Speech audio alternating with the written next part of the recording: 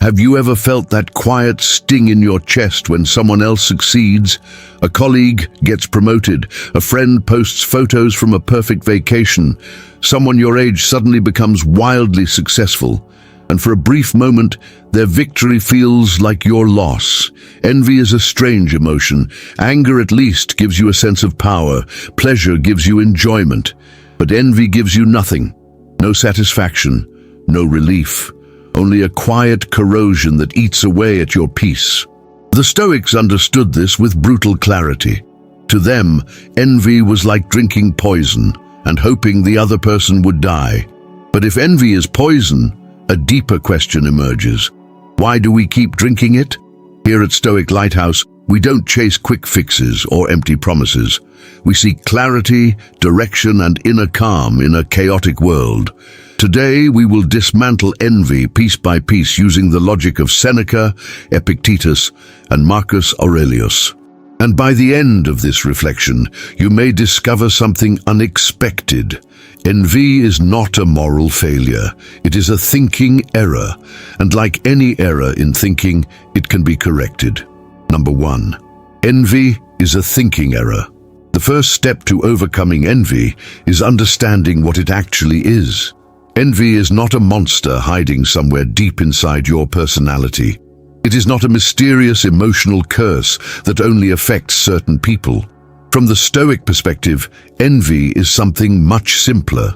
It is a mistake in judgment. Envy begins with a very specific belief, the belief that someone else possesses something truly good that you lack.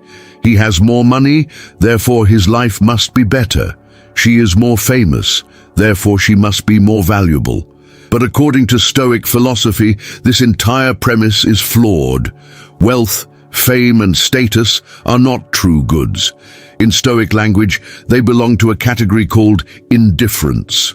They may be preferred or convenient, but they do not possess the power to make someone virtuous, wise, or fulfilled. Epictetus, who owned almost nothing except his own mind, spoke about this illusion with remarkable clarity.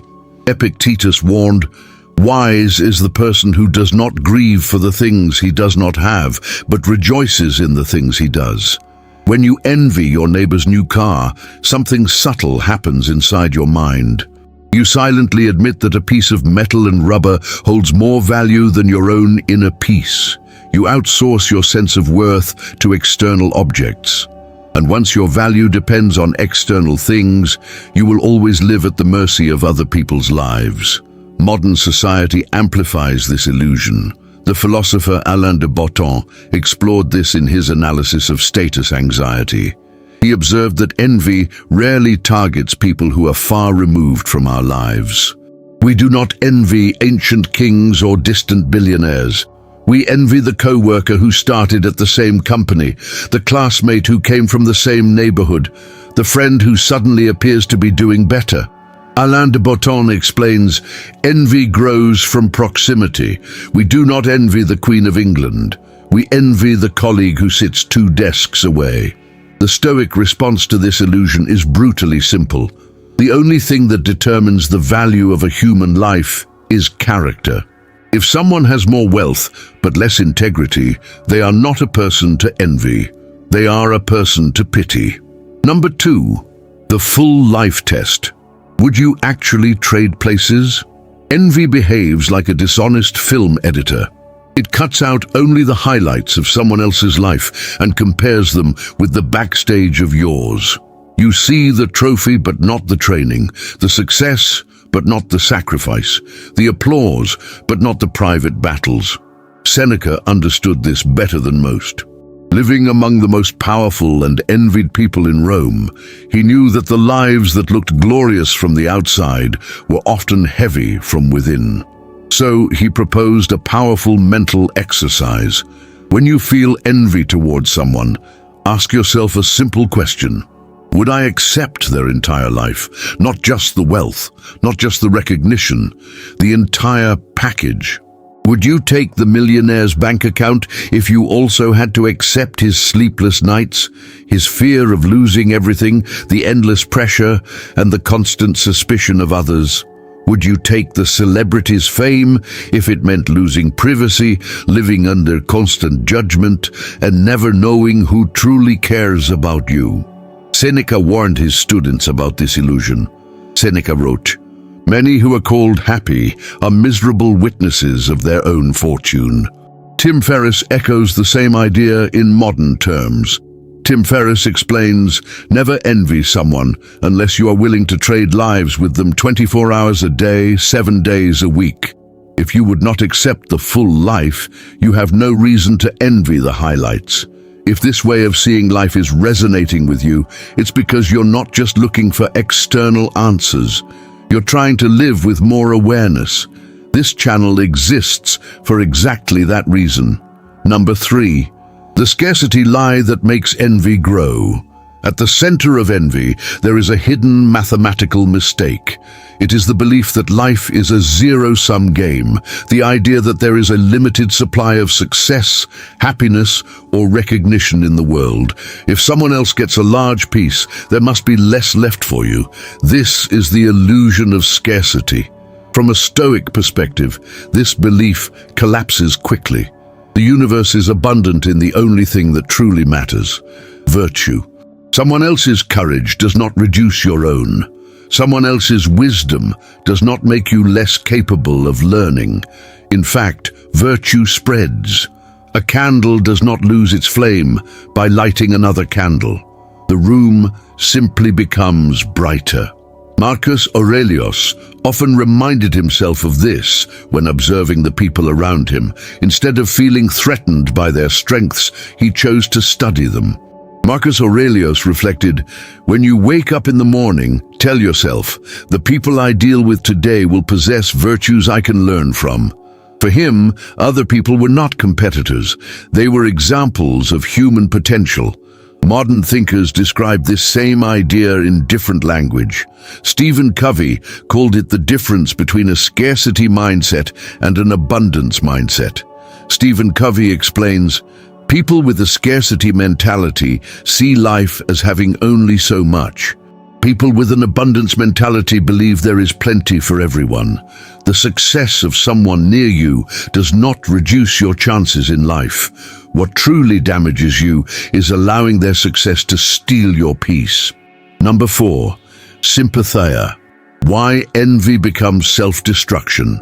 Stoicism does not stop at individual psychology.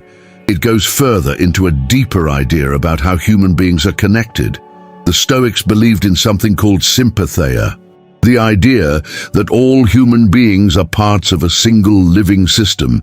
Seen from this perspective, envy becomes something strange. It is like the left hand envying the right hand for holding the pen. The Stoic philosopher Heracles described human relationships as a series of concentric circles. At the center is yourself.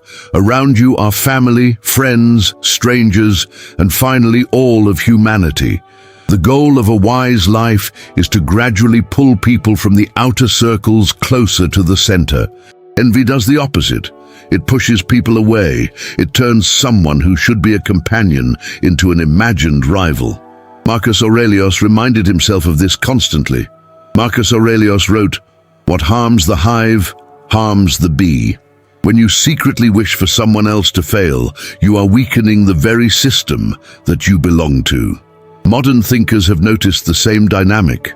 Naval Ravikant explains it through the difference between status games and wealth creation. Naval Ravikant explains, status is a zero-sum game. Wealth is not. Envy belongs to the world of status games, a world where someone must lose for someone else to win. But Stoicism invites you to step outside that game entirely. When you genuinely wish for the success of others, you are not losing anything. You are strengthening the ecosystem that also sustains your own life. Number 5, turning envy into fuel. So what should you do when envy appears? Ignore it, suppress it, pretend it does not exist? The Stoics would suggest something more intelligent. Transform it.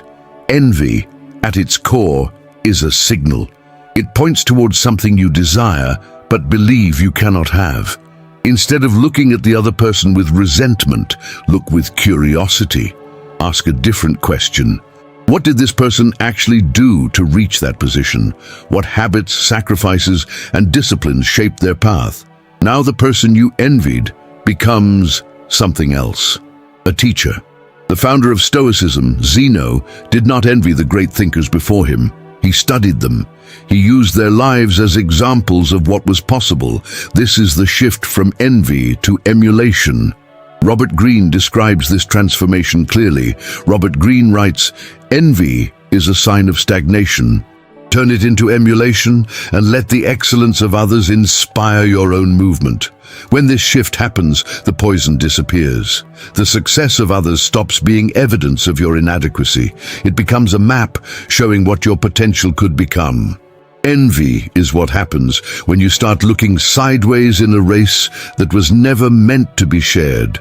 Stoic philosophy reminds us of a difficult but liberating truth.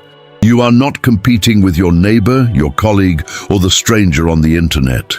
Your life has its own track. Throughout this reflection, we uncovered the hidden mechanics of envy. We saw that it begins with a mistaken judgment about external things. We saw how it ignores the invisible price behind other people's success.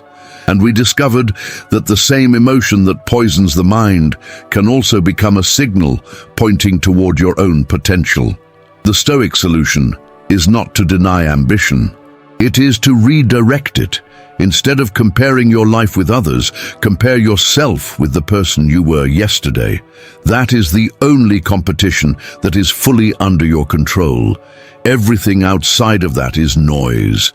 Everything inside of that is growth. Everything external can be taken from you, but the character you build within yourself becomes a fortress no comparison can penetrate.